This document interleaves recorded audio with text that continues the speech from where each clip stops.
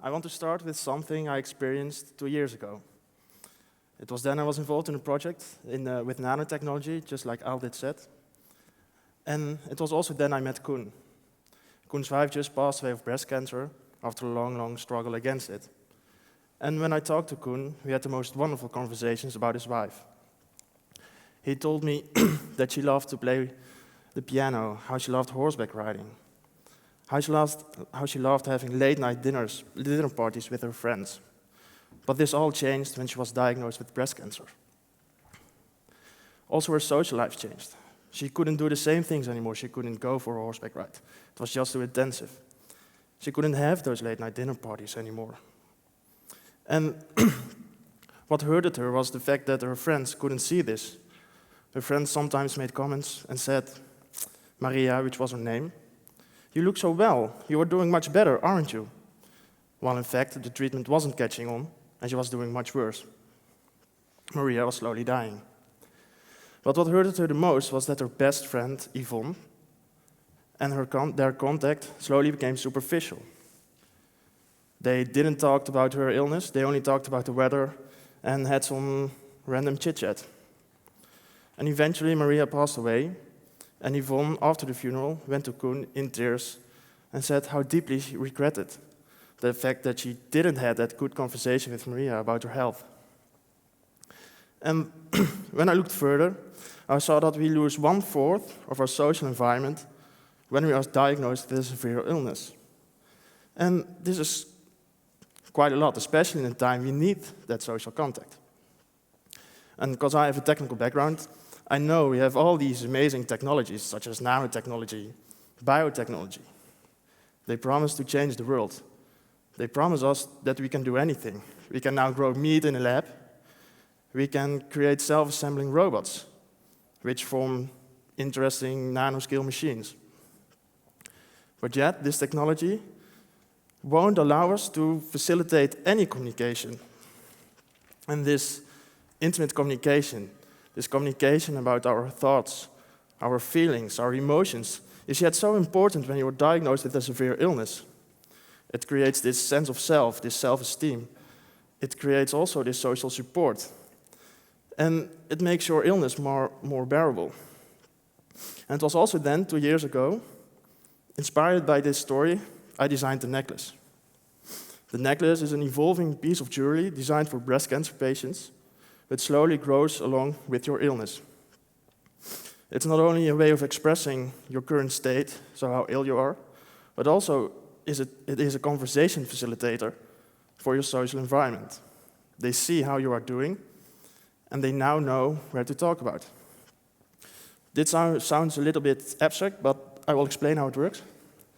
When you are diagnosed with breast cancer, you get this set of beads, kraal in Dutch, and after each significant period in your life, for example, after each treatment, you get one of those beads.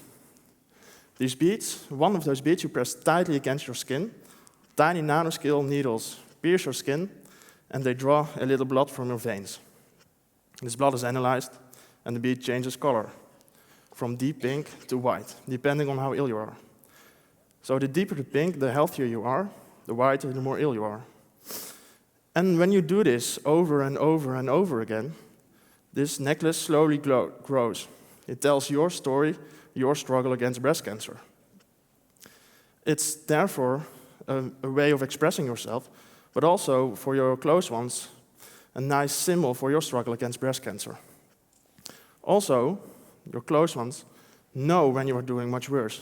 In this case, she is doing better because in the first stages of her breast cancer, she was doing,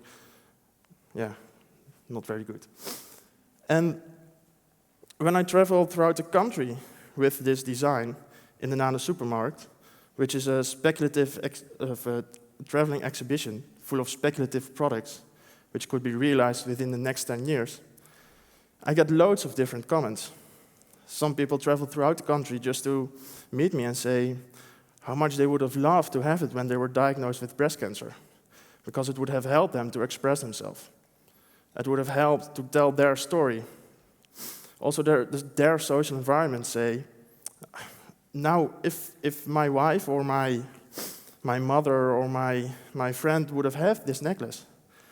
I know how she was doing, and I wouldn't have this big hurdle to engage in the conversation about how she was doing. But there are also people who come to me with an angry face, and they say, how can you design such a thing which removes my privacy, which shows I have cancer, which shows my most intimate struggle I don't want people to know? And I know that some of you probably now are thinking about, do we want such a thing? Do we want a necklace, a piece of simple jewelry to show how we are doing? But this is exactly the point. It isn't a product. It's a crafted future scenario about how our intimate communication could be like within the next 10 years. It's a design, or it's a product designed for a debate. It's a design for debate. And the beauty of this thing is that it's crafted in such a way that it's realistic. People can engage with it. So housewives, academics, doctors, they all could engage in this discussion about how technology could facilitate this intimate communication. And we are now in the tipping point of health that we know it's not only about facts and figures anymore. Sorry. That's not only about facts and figures anymore, but it's about humans and our communication.